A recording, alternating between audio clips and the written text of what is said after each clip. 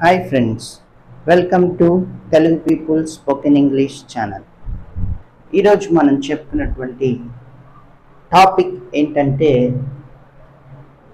Wear అనే దాన్ని ఉపయోగిస్తూ పొసెసివ్ సెంటెన్సెస్ని పాస్ట్లో ఎలా రాయాలో తెలుసుకుందాం.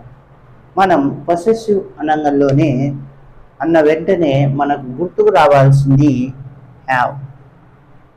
ఆ తర్వాత మనకి గుర్తుకు రావాల్సింది ఏ టెన్స్లో రాస్తున్నాం.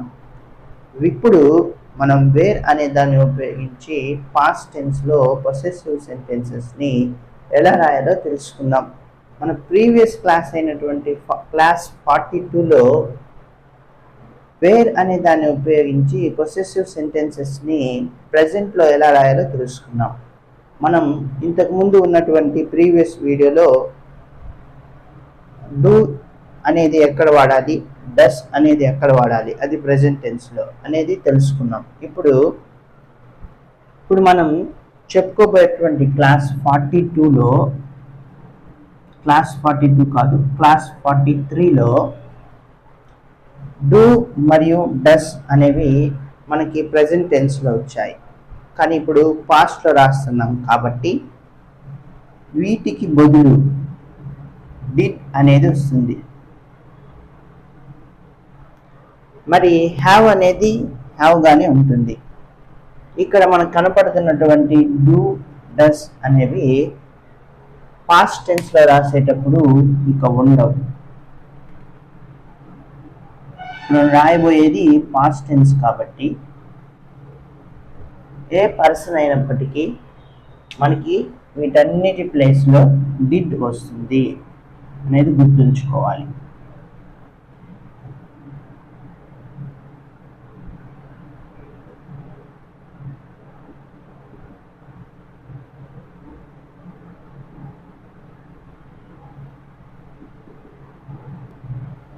డిడ్ అనేది వస్తుంది. ఆ తర్వాత స్ట్రక్చర్ సేమ్గానే ఉంటుంది.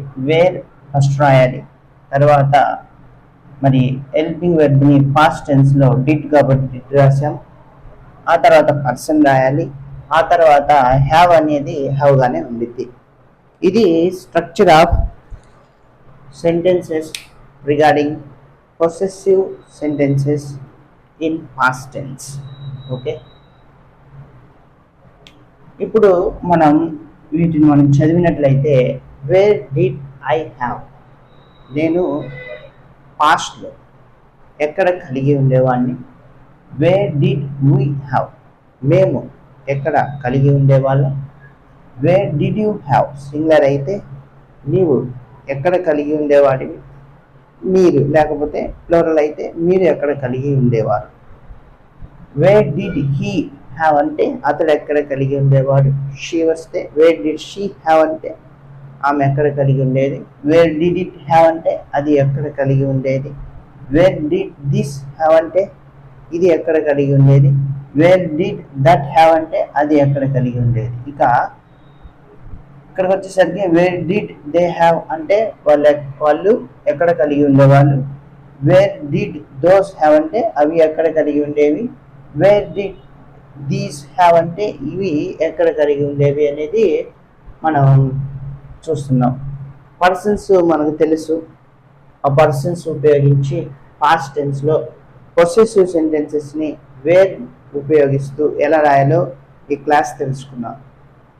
మీకు గనక ఈ వీడియో నచ్చినట్లయితే లైక్ చేయండి, షేర్ చేయండి మరియు సబ్స్క్రైబ్ చేయండి. Thank you.